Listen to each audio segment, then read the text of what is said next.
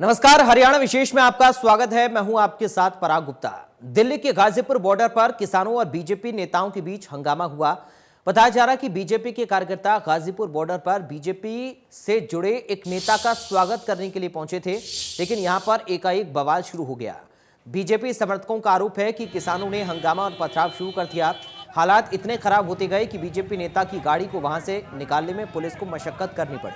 किसानों और बीजेपी समर्थक आपस में भिड़ गए। इस पूरे हंगामे में किसान नेता राकेश टिकैत ने बीजेपी पर कई संगीन आरोप लगाए। उनका कहना है कि बीजेपी नेता हमारे मंच पर आए थे और अपने नेता का स्वागत करने लगे थे, ये गलत है। और ये दो तस्वीरें हम आपको दिखा रहे हैं। पहली तस्वीर में आप देखिए काले झंडे दिखाए गए हैं किसानों की ओर से, और दूसरी तस्वीर आप देखिए तोड़फोड़ की भी खबरें हैं, तस्वीरें सामने आई हैं। गाड़ियों में भी तोड़फोड़ हुई है, यानी कि बीजेपी समर्थक और किसानों के बीच में ये झड़प हुई। मौके पर बड़ी तादाद में पुलिस फोर्स को बुलाया गया।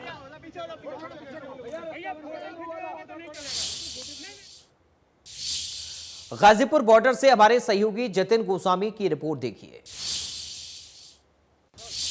किसान आंदोलन के बीच से आज गाजीपुर बॉर्डर से एक घमासान भरी खबर आई। जी हां, यहां पर बीजेपी के कार्यकर्ता और किसान आपस में भिड़ गए। मैं जिस जगह पर मौजूद हूं, ये वही जगह है जिसे हम यूपी गेट के नाम से भी जानते हैं, दिल्ली मेरठ एक्सप्रेसवे के रूप से भी जानते हैं, और दिल्ली और यूपी की सीमा गाजीपुर बॉर्डर के नाम से भी जानते हैं। मैं तस्वीर आपको सामने दिखाता हूं। नेशनल हाईवे 24 पर मैं मौजूद हूं, दिल्ली मेरठ एक्सप्रेसवे पर। सामने देखिए, उस तरफ आपको जो टेंट्स नजर आएंगे, ये किसानों के टेंट्स हैं। और आप जानते हैं कि 7 महीनों से ये जो आंदोलन है चल रहा है इस फ्लाईओवर के नीचे, और ऊपर भी किसान डेरा जमाए बैठे हैं। आज हुआ क्या, आज आपको बता देते हैं। आज बीजेपी के कुछ कार्यकर्ता यहां पर मौजूद थे और अमित वाल्मीकि नाम के एक बीजेपी के नेता यहां पहुंचे थे, जिनका स्वागत बीजेपी कार्यकर्ताओं द्वारा किया जा रहा था। इस रोड पर किया जा रहा था जिस जगह पर मैं मौजूद हूं, और उसके जो निशान हैं वो भी यहां पर छोड़े गए। आप थोड़ा बहुत देखेंगे यहां पर चीजें उस तरह की नजर आएंगी, लेकिन गाड़ियां जब तोड़ दी गई तो माहौल बिगड़ गया।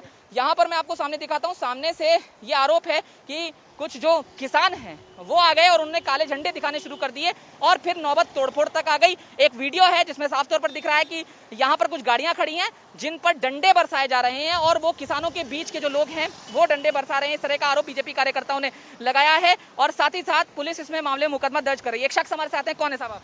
जी, मैं महेश नेगी हूँ। सुबह हम क्या है कि 9:30 बजे हम लोग यहाँ पे आए थे। आप कहाँ से हैं, बीजेपी से? मैं बीजेपी का एक कार्यकर्ता हूँ। मैं इंदिरापुरम में रहता हूँ। सुमत वाल्मीकि समाज का एक जो नेता राज्य मंत्री थे अमित जी, हम उनके स्वागत के लिए यहाँ पे खड़े थे, बिल्कुल सामने जहाँ से एलिवेटर रोड शुरू होता है। 9:30 बजे तक हमारे कार्यकर्ता इकट्ठा हो रहे। 10 बजे के लगभग, जो 10:30 बजे के बाद जैसे ही हम लोग सब उनका स्वागत करे थे, सामने से अचानक 100-200 की तादाद में लोग आए, तलवारी लेकर, कट्टा लेकर के, रोड लेकर के। कितनी गाड़ियां टूटी हैं? कम से कम 100 गाड़ियां टूटी है सर। मंत्री जी की गाड़ी टूटी है, हमारे कार्यकर्ताओं के कई सर फटे हैं। कौन लोग थे जिन्होंने ये डंडे बरसाए? ये यहाँ पे बैठे हुए जो किसान के उसमें रूप में बैठे हुए हैं, ये शराब के नशे में थे। सब नशे में लोग जाके उन्होंने आक्रमण किया सर यहाँ। अच्छा, इन लोगों किसान पक्ष का भी आरोप आया है आप लोगों पर कि यहाँ पर आप लोग आए थे और स्वागत कर रहे थे, संवेदनशील जगह है, यहाँ पर स्वागत कर रहे थे, और उस बीच कुछ लोग भड़क गए। किसान भी निश्चित तौर पर उसमें नजर आ रहे हैं, वो भड़क गए। तो आपको नहीं लगता कि जो संवेदनशील जगह है उसके पास इस तरह का स्वागत हो? नहीं, आप संवेदनशील कैसे बोल रहे? आप सामने देख रहे हैं, वहाँ 1.25 किलोमीटर का जो डिस्टेंस है, वहाँ पे लोग स्वागत कर रहे हैं। इन लोगों ने अंदर प्लानिंग करी, 5-6 बार इन लोगों ने यहाँ पे राउंड मारा। उसके बाद इन्होंने लोग वहाँ के, और 3 देखा आप सामने रोड है, वहाँ से आने के बाद कुल लोहे, डंडे, तलवारों के साथ वहाँ पे आए, उन्होंने हमारे पे आक्रमण किया। पुलिस क्या कह रही है? पुलिस तो अभी पुलिस डीएम के साथ गए थे, हम एसपी ऑफिस गए हैं, वहाँ एफआईआर इन लोगों के होगी। और जो भेड़े यहाँ पे बैठे हुए हैं किसान के रूप में, इनको यहाँ पे तत्काल कार्रवाई होनी चाहिए, इनको अरेस्ट करना चाहिए। तो आप यहाँ सुन सकते हैं कि बीजेपी की तरफ से एक शिकायत दर्ज कराई गई है। जानकारी के मुताबिक उस पर मुकदमा भी दर्ज कर लिया गया है। ये बताया जा रहा है कि 100 से ज्यादा लोगों पर इसमें मुकदमा दर्ज किया जा रहा है। हालांकि अभी डिटेल्स जो हैं वो धीरे धीरे आएंगी, लेकिन जो आज यहाँ हुआ वो एक बड़े घमासान को दर्शाता है। एक तरफ किसान ये कहते हैं कि उनका जो आंदोलन है वो पूरी तरह से शांतिपूर्ण है, लेकिन अब जाहिर है एक बार फिर से किसानों का ये आंदोलन सवालों के घेरे में आ गया है, क्योंकि उग्र जो भीड़ हुई वो किसानों की तरफ से हुई। उन्होंने काले झंडे दिखाए और तमाम चीजें यहाँ पर हुई, और यहीं पर बीजेपी के कार्यकर्ता नेता जो मौजूद थे उनमें से कुछ के साथ मारपीट का भी आरोप है। तो ये तमाम चीजें आज हुई हैं जो किसान आंदोलन के बीच एक बड़े उपद्रव के रूप में सामने आई है। देखना ही होगा कि जांच में क्या कुछ निकलकर सामने आता है। हालांकि इस सब का खामियाजा आम लोगों को भी भुगतना पड़ा। जिस समय ये सब कुछ हो रहा था उस समय यहाँ पर ट्रैफिक बाधित हुआ, लोग काफी डर गए, दहशत में थे। सुबह का वक्त था, ऑफिस जाना था और उस दौरान ये जब सब हुआ है तो लोगों के मन में एक जरूर दहशत आ गई थी। गाजियाबाद में कैमरामैन पुरुषोत्तम के साथ जतिन गोस्वामी, इंडिया न्यूज। वहीं इस पूरे मामले को लेकर किसान नेता राकेश टिकैत से गाजीपुर बॉर्डर पर हमारे सहयोगी जतिन गोस्वामी ने खास बातचीत की। सुनिए क्या कुछ कहा किसान नेता राकेश टिकैत ने। कैस साहब यहाँ पर मौजूद हैं, एक बार बात कर लेते हैं। सर आज क्या हुआ, थोड़ा जानना चाहेंगे। यहाँ पे आंदोलन स्थल पे कुछ लोग आए जो किसी पार्टी के बता रहे थे जी। और वे पिछले 2-3 दिन से यहाँ पे आ रहे थे। आज भी उन्होंने यहाँ पे लोगों को उकसाने का काम करा। बीजेपी के लोग थे, हालांकि झंडे दिख रहे। झंडे के दिख रहे, बीजेपी के लोग थे वे। फिर हुआ क्या सर? उन्होंने पत्थरबाजी करी, जी। डंडे चलाए, आपस में उनका फिर तकरार हुआ, कुछ ये चीजें हुई यहाँ पे। उनका ये आरोप है कि किसानों के पक्ष की तरफ से लोग आए, डंडे मारे, तोड़े, कुछ क्या लेना है यहाँ पे? अपने स्टेज के पास में कौन आ रहा है? अगर घर पर आने पे कोई हमला करेगा, आने के घर पे ही आए ना वे हमारे यहाँ पे, पुलिस फोर्स की मौजूदगी में आए यहाँ पे। उनका इरादा क्या था? आपको क्या लगता है, क्या किस इरादे से आए थे? वो था कि झगड़ा हो, उकसाओ, गाली गलौज करो इनसे साथ में जी। और आपस में झगड़ा हो। ये अच्छा, अब पुलिस को क्या कहा गया है, आपको कुछ पता चला है? उनकी तरफ से क्या तहरीर अभी नहीं पता हमको, हम अपनी तहरीर दे रहे हैं। जी। आप क्या दे रहे हैं तहरीर? थोड़ा हम तो देंगे ना कि यहाँ पे आने कर उन्होंने हमला करा, ये तहरीर देंगे। जी। और किसान यूनियन का, आपका, राकेश टिकैत साहब का अगला स्टैंड क्या है इस पर? हमारा ये है कि इसकी जांच हो पूरे उसकी प्रकरण की। जी। जांच होनी चाहिए और इस तरह की हरकत ना हो, पुलिस फोर्स को उनको रोकना चाहिए। किसी का स्वागत उनको करना है, करो, यहाँ से 200 मीटर पहले कर लो, आगे कर लो कहीं, या स्टेज के सामने ही स्वागत होता है, 20 मीटर पे ही स्वागत होता है। हालांकि मतलब किसानों का ये कहना है कि यहाँ संवेदनशील जगह है, बीजेपी के लोग आए, फिर स्वागत करने लगे और माहौल बिगड़ा। माहौल बिगड़ा, पूरा ढोल नगाड़े सारे बजा रहे हैं, कर रहे हैं, तो वो गलत चीज है, नहीं होनी चाहिए। और बस मेरा आखिरी सवाल ये कि क्योंकि वो आरोप लगा रहे हैं कि डंडे लेकर किसान आ गए, काले झंडे लेकर, कौन लोग थे? अपने आप आए, वे भी ले रहे हैं डंडे झंडे, वो भी ले रहे हैं, उकसा रहे, वहाँ पे दिखा रहे, गलत हरकत कर रहे किसानों की तरफ को। और सर गाड़ी तोड़ने वाले कौन लोग थे, कुछ पता? गाड़ी तोड़ने वाले आपस में झगड़े में जांच हो जाए उसकी, कौन लोग थे। हाँ। और क्या किसानों की तरफ से कोई घायल है? बिल्कुल घायल है, हमारे लोग भी घायल है। हाँ। भाई मारपीट करी ना उन्होंने, मारपीट तो उन्होंने करी है आने के। आपका एक बयान चल रहा है सोशल मीडिया पर कि बीजेपी के लोग दोबारा मंच पर आएंगे तो हम बक्कल वाली इस अरे क्या लेना आएंगे वे यहाँ पे? भाई उनका कोई, उनका स्टेज है, ये उनका स्टेज है कि हम बीजेपी के मुख्यालय पे जाने लगे और वहां पे कब्जा करने लगे और वहां पे धरना स्थल बनाने लगे तो मंजूर होगा उनको? ये धरना स्थल है, क्यों आएंगे वे लोग यहाँ पे?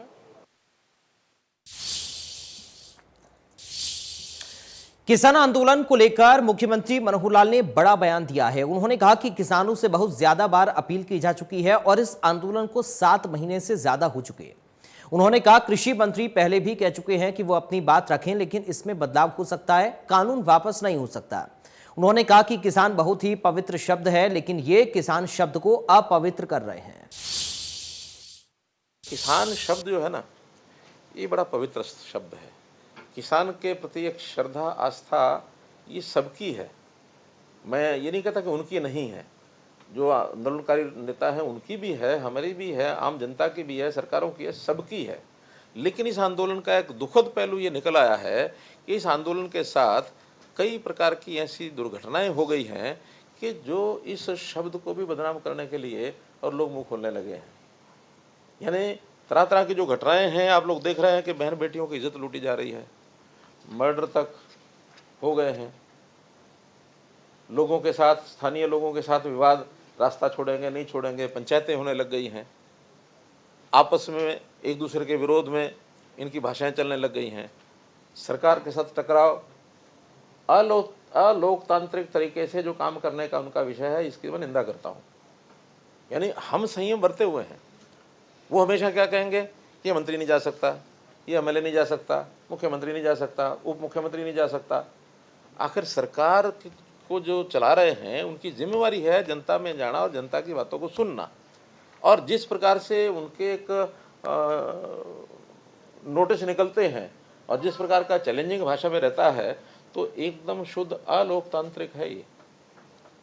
भले हमारे ऊपर कितनी बार वो कितनी छीटाकशी करते हैं, हम अपना संयम बरतते हैं, हम कुछ नहीं कहते हैं। हम कहते हैं आखिर ले दे कर तो अपने ही लोग हैं, हरियाणा के ही लोग हैं, बाहर के तो नहीं हैं। जब हमारे अपने लोग हैं, कुछ बातें कह भी रहे हैं तो हम उसको बर्दाश्त कर रहे हैं, सहन कर रहे हैं, लेकिन सीमा से आगे बढ़ना ये किसी के हित में नहीं है।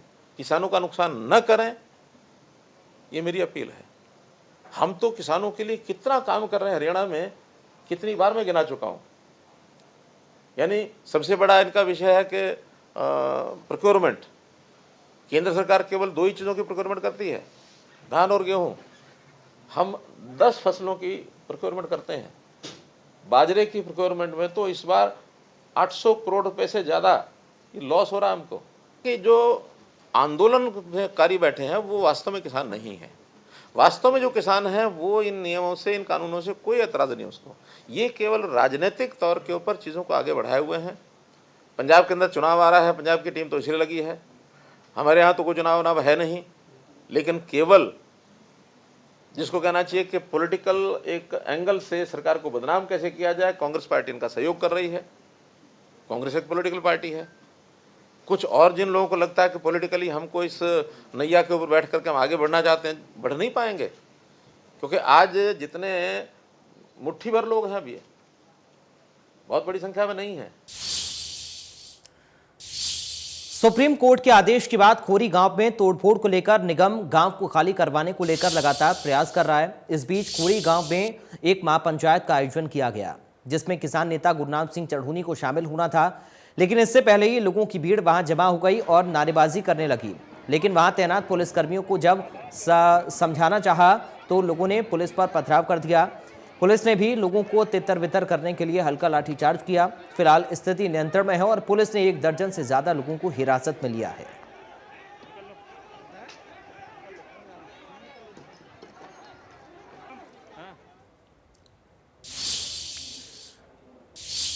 चंडीगढ़ में मुख्यमंत्री मनोहर लाल ने एक प्रेस कॉन्फ्रेंस को संबोधित करते हुए जन सहायक ऐप लॉन्च किया। इस ऐप को लेकर मुख्यमंत्री ने कहा कि यह ऐप प्रदेश के लोगों का जीवन सरल बनाएगा। इस ऐप को गेटवे ऑफ हरियाणा कहा जा सकता है। इसके साथ साथ सीएम ने मुख्यमंत्री शहरी निकाय स्वामित्व पोर्टल की भी शुरुआत की। इसके अलावा सीएम ने प्रेस कॉन्फ्रेंस के दौरान कई परियोजनाओं के बारे में जानकारी दी। अब इसको कल से शुरू किया तो साथ साथ आते रहेंगे। अभी तो हर हफ्ते 1000 कर रहे हैं, तो ये तो लास्ट में जाकर देखेंगे जिनकी कठिनाइयां हैं, फिर उसको सॉल्व करेंगे। विवादों का समाधान, ये हमारा एक अंडरलाइन एक फ्रेज जिसको हम नोट करें और इसके ऊपर लगातार हम काम कर रहे हैं।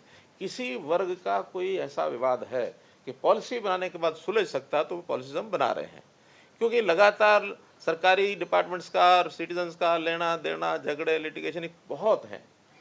मैं तो समझता हूँ कि लाखों की संख्या में ये विवाद हमने सुलझा दिए हैं, लाखों की संख्या में अभी और हैं कि बहुत पुराने चल रहे हैं, कोई आज शुरू हुए ऐसा नहीं है।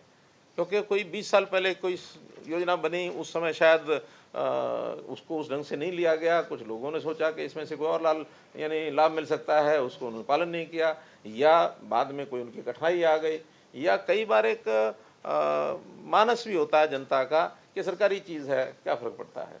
लेकिन अब हम उसको धीरे धीरे उसमें से बाहर निकल रहे हैं। हमने सरकारी विभागों को सबको कह दिया कि अब ऑन इंस्टॉलमेंट्स कोई डिपार्टमेंट कोई चीज़ देने की बजाय बैंकों की सुविधा प्रदान कराए। कोई चीज़ देनी है इंस्टॉलमेंट पर तो बैंक से वो लोन ले, पैसा सरकार को मिल जाए, वो जो किस्तें हैं बैंक को वो देता है। क्योंकि सरकार का काम फाइनेंशियल लेने देने का नहीं होता है, फाइनेंशियल लेने देने का काम बैंकों का होता है। सरकार ने तो सुविधा बनाई, जनता को सौंप दी, आगे बढ़ गए। तो इसलिए हम तो ज़्यादा से ज़्यादा सुविधाएं बनाएंगे। ज्योति सर का जो हमारा बहुत बड़ा एक प्रोजेक्ट, जिसमें गीता और महाभारत का जो तालमेल करके और 18 अध्याय और उसमें 134 स्थान हैं, उनका सबका महत्व दिखाते हुए बहुत अच्छी प्रेजेंटेशन डिपार्टमेंट ने बनाई। वो देख करके प्रसन्न हुए। उनका इसका भी जो खर्च है, वो बिल्डिंग का खर्च उन्होंने पहले दिया है, लेकिन उसमें आईटी से जुड़े हुए जो कोई टेक्निकल सारे उसमें इश्यूज़ हैं, वो 150 करोड़ रुपए का खर्च है। उसमें भी उनका कुछ शेयर वो करेंगे। और बल्कि उन्होंने तो खुश होकर कहा कि इसको हम प्रधानमंत्री जी को दिखाएंगे, कैबिनेट को दिखाएंगे और उसमें उसका योगदान उनका वो करवाएंगे।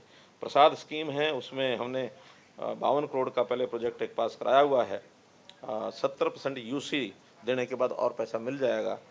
ये एक चलता हुआ काम है। फिर हमने अभी जो 20 जून को मोरनी में जो एडवेंचर स्पोर्ट्स और वो सारा किया है, वेलनेस सेंटर्स वगैरह, उस प्रोजेक्ट का भी हम बना करके उनको भेजेंगे। तो उस पर भी वो हमें उसका जितना योगदान करना चाहें करेंगे। कालेसर से कालका से कालेसर एक साइकिल ट्रैक, बाइक ट्रैक, ये ट्रैक बनाए जाएंगे जिसमें बाइकिंग और साइकिलिंग, उसका कोई अरेंजमेंट करेंगे, या तो अलग अलग दिन रखेंगे या 2 ट्रैक करेंगे, ताकि एक बार साइकिल का एक और बाइक का ऑर्गेनाइज्ड ये जो चलेंगे व्हीकल्स बाइकिंग स्कीम, इसका भी प्रोजेक्ट मंजूर हुआ है।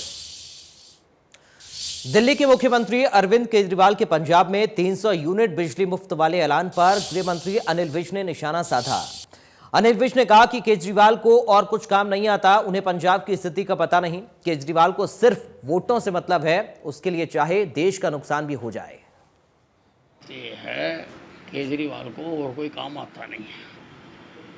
केजरीवाल को पंजाब की स्थिति का ज्ञान नहीं है, पंजाब की फाइनेंशियल स्थिति का ज्ञान नहीं है। वहाँ पर कर्मचारियों को तनख्वाही नहीं दी जाती है, वहाँ पर ट्रांसफार्मर्स नहीं बदले जाते हैं पैसों की कमी की वजह से। तो केजरीवाल, इनको तो वोटें चाहिए चाहे देश का नाश हो जाए। राहुल गांधी आप तो कुछ करता नहीं, आप कोई काम उसने कभी करा हो बताओ, उसने किसी को कोई रोजगार दिया हो बताओ, उसने कोई काम धंधा करा हो बताओ, और वो कहाँ से पैसे लाता है, कौन से पेड़ पे नोट लगते हैं, वो बताए लोगों को। बेरोजगारों का भी काम चल जाएगा। इनेलो नेता अभय चौटाला ने कहा कि सरकार एलनाबाद उपचुनाव से भाग रही है। इस पर अनिल विज ने पलटवार करते हुए कहा कि अभय चौटाला सीनियर और सयाने राजनेता हैं, उन्हें इस बात की जानकारी होनी चाहिए कि चुनाव इलेक्शन कमीशन करता है, सरकार नहीं। ये अभय चौटाला सियाने पॉलिटिशियन है, उनको पता होना चाहिए कि चुनाव कराने का काम इलेक्शन कमीशन करता है, सरकार नहीं करती है। तो इलेक्शन कमीशन ने देखना कब कराने हैं, कराएं, हम तो तैयार हैं जब भी कराना। प्रदेश का बिजली विभाग ग्रामीण और शहरी उपभोक्ताओं को नई सौगात देने जा रहा है, जिसमें सरकार पुराने एसी के बदले अब 7 स्टार एसी सब्सिडी के साथ देने जा रही है और बिजली की खपत को कम करने के लिए भी कई कदम उठाए जा रहे हैं। बिजली मंत्री रणजीत चौटाला ने कहा कि हरियाणा देश का पहला ऐसा राज्य है जो इस तरह की योजना को शुरू करने जा रहा है और इस योजना को लेकर हमारे सहयोगी विपिन परमार ने बिजली मंत्री रणजीत सिंह और बिजली महकमे के एसीएस पीके दास से खास बातचीत की। एक समय था जब घर घर एसी एक सपना हुआ करता था, लेकिन आज की परिस्थितियों में चीज सामान्य हो गई। लेकिन तमाम चीजों को ध्यान में रखते हुए, पावर कंजप्शन को ध्यान में रखते हुए हरियाणा सरकार की ओर से एक बड़ा फैसला किया गया है। 7 स्टार एसीज जो हैं, एक स्कीम लॉन्च की गई है। क्या है वो स्कीम, उस पर बात करने के लिए हमारे साथ पावर मिनिस्टर रणजीत सिंह चौटाला साहब मौजूद हैं, साथ ही साथ एसीएस पावर हमारे साथ पीके दास साहब मौजूद है। सर, सबसे पहले ये स्कीम क्या है और कितना लाभ जो है लोगों को इससे मिलेगा और किस तरह से इसको इनिशिएट किया जाए? देखिए, हमने जो एलईडी बल्ब और ट्यूब का शुरू करा था, उसमें हमें 232 मेगावाट हमें पावर कंज्यूम जो हमारा कम हो गया था, वो हमारी कंजम्पशन कम हुई, उसमें हमें फ़ायदा हुआ। और इससे करेंगे जब नए एसी जाएंगे तो उसके बाद डेफिनेटली इसका ये होगा कि हमें फ़ायदा होगा, पावर कंज्यूम कम होगी। क्योंकि पुराना एसी जो है वो रुक रुक के आगे चलता है, तो उसमें जब नया स्टार्ट होता है तो ज़्यादा पावर कंज्यूम करेगा। नई एसी का के फ्लो अच्छा है, रेगुलर रहेगा, तो उससे पावर में दिक्कत नहीं आएगी। और कस्टमर को भी ये फ़ायदा होगा कि नया एसी, तो जब नई गाड़ी में चढ़ते हैं तो उसका तो मज़ा ही अलग होता है ना, तो लोगों को बड़ा अच्छा लगेगा। और मैं हमारे पूरी टीम को, एसीएस साहब को, सबको बधाई देता हूँ, एमडी साहब को, हमारे फाइनेंस डायरेक्टर, चीफ इंजीनियर्स, कि इन्होंने बहुत बढ़िया तरीके से, ये पहली बार पूरे देश में हरियाणा पायनियर है जो सबसे पहले इसको लॉन्च कर रहा है। अमूमन जो सामान्य वर्ग है वो एक बार खरीद लेता है, फिर उसको चेंज नहीं करता, कई कई सालों तक एसी वही लगा रहता है। इस स्कीम से क्या फायदा होने वाला है? क्या सब्सिडाइज रेट पर मिलेगा, किस तरह से रहेगा? देखिए, जब अब आदमी को कुछ इंसेंटिव मिलेगा, 8,000 4,000 रुपये मिलेंगे, तो हर आदमी समझेगा कि नया ले लेना चाहिए। हर आदमी का क्रेज है कि नए के लिए जाता है, तो पहले वालों को देख के तुरंत मैं समझा हूँ बहुत तेज़ी से, बड़ा एकदम फास्टली लोग इसमें आगे बढ़ के आएंगे, फटाफट ये चीज़ लेंगे। हमारे साथ एसीएस पावर पीके दास साहब मौजूद था। सबसे पहला सवाल आपसे यही है, ये जो इनिशिएटिव लिया गया है, ये क्या स्कीम रहेगी, किस तरह से, कितनी दरों पर ये मिलेगा? क्या, क्योंकि आजकल जिंदगी ईएमआई पर आधारित है, क्या ईएमआई स्कीम्स भी इस पर लागू होंगी और किस तरह से लोग इसका लाभ लेंगे? जी, आजकल लगभग सभी वर्ग के लोग एसी खरीदने लगे हैं। तो जब एसी इंडिविजुअल जाके खरीदता है तो कंपनी के साथ वो कोई मोल भाव नहीं कर सकता, जो कंपनी कहेगा उतना ही लाना पड़ेगा। यहाँ हम लोगों ने क्योंकि एक बल्क बिजनेस उनको दिया है, इसलिए हर एक एसी के ऊपर लगभग 60% के डिस्काउंट कंपनी की तरफ से मिलेगा। उसके ऊपर हमने एसी रिप्लेसमेंट के लिए, पुराने एसी के रिप्लेसमेंट के लिए और नए एसी खरीदने के लिए ज़्यादा से ज़्यादा 4 एसी पर घर हमने सब्सिडी देने का तय किया है। वो सब्सिडी में अर्बन एरिया में जितना सब्सिडी मिलेगा, रूरल एरिया में उससे ज़्यादा सब्सिडी मिलेगा। तो इससे क्या होगा, लोगों की एक जो लाइफस्टाइल रिक्वायरमेंट है उसको वो पूरा करेंगे, लेकिन क्योंकि बेहतर एसी होगा इसीलिए उनका एनर्जी कंजम्पशन कम होगा, इसीलिए उनका अपना जो पॉकेट के ऊपर जो बोझ पड़ रहा है वो कम होगा। और अगर एनर्जी कम होता है, खास करके गर्मी के दिनों में कंजम्पशन, तो हमें भी अपने सप्लाई को ठीक तरीके से मैनेज करने में फ़ायदा होगा। और तीसरी चीज़ है, जितना कम हम एनर्जी खपत करेंगे, क्योंकि ज़्यादातर एनर्जी हमारा कोयले के बेस्ड पर है, तो वो एक पोल्यूटिंग एनर्जी है, तो इसीलिए हमारे जो कार्बन फुटप्रिंट है वो भी कम होगा। तो ये 3 चीज़ों को ध्यान में रखते हुए ये सप्लाई साइड मैनेजमेंट के, डिमांड साइड मैनेजमेंट के हमने ये स्कीम लॉन्च किया है। अगर बात करें सर पावर कंजप्शन की, तो मॉनसून डिले हो गया है और ऐसी परिस्थितियों में तकरीबन 24 करोड़ यूनिट जो है पर डे के हिसाब से खपत हो रही है। ऐसे आने वाले दिनों में क्या परिस्थितियां जो है वो रहेंगी? आप देख रहे हैं कि कल पिछले 10 दिन से लगातार हमारे एनर्जी कंजम्पशन बढ़ रहा है और जो एक कैपेसिटी यूसेज है वो भी बढ़ रहा है। तो हम 11,500 के करीब मेगावाट की हमारी मैक्सिमम डिमांड गया है। और जैसे आप कह रहे हैं 24 करोड़ से भी ज़्यादा यूनिट कल हमने सप्लाई किया है। पूरी गर्मी के दौरान इंडस्ट्री, रेसिडेंशियल, नॉन रेसिडेंशियल और एग्रीकल्चर सभी सेक्टर में पर्याप्त बिजली देने के लिए हम लोगों ने तैयारी कर रखा है और हमारी कोई दिक्कत नहीं होगा। बारिश होता है तो बढ़िया, बारिश नहीं होता है फिर भी हम लोगों के साथ खड़े होंगे। एक स्कीम सर आप लॉन्च करने वाले हैं पायलट प्रोजेक्ट के तौर पर फरीदाबाद और पंचकुला में, inverter free Faridabad, inverter free Panchkula, क्या स्कीम है, कब तक ही लॉन्च? देखिए, मेरा अपना ये अंदाजा है कि हम अगले महीने में जुलाई में से लॉन्च कर देंगे। जुलाई में गुड़गांव और पंचकुला हमारा टारगेट है, शायद हम इसे अचीव कर लेंगे कि इन्वर्टर फ्री कर देंगे दोनों स्टेशन जी। ये बहुत बड़ा है। लाइकवाइज चंडीगढ़ या दिल्ली के हम इसे करने जा रहे हैं, जैसे टाटा ने कर दिया। आने वाले समय में पूरे हरियाणा में भी इसी तरह की परिस्थिति? हाँ, इसके बाद अगले स्टेशन पकड़ेंगे, जैसे करनाल है, अंबाला है। इसके बाद फिर हम पूरे हरियाणा में पावर के मामले में हम बहुत, हमारी टीम में बहुत बड़ी है, बहुत अच्छे आगे बढ़ रहे हैं हम। आप दोनों का बहुत बहुत शुक्रिया। तो ऐसे में सरकार की ओर से स्कीम लाई गई है 7 स्टार एसीज जो हैं उनको कम दाम पर अगर आप मार्केट पर खरीदने जाएं तो तकरीबन 70,000 रुपए जो है वो आपको 60 से 70,000 रुपए खर्चने पड़ते हैं। लेकिन सब्सिडाइज रेट पर अब जो है आप पुराना एसी एक्सचेंज कराकर हरियाणा सरकार से जो टाई अप हुआ है कंपनीज के साथ, उनके साथ सब्सिडाइज रेट पर एसी खरीद सकते हैं। कैमरा पर्सन शशांक के साथ विपिन परमार, इंडिया न्यूज, चंडीगढ़। तो फिलहाल हरियाणा विशेष में मेरे साथ इतना ही। बाकी खबरों के लिए आप बने रहिए।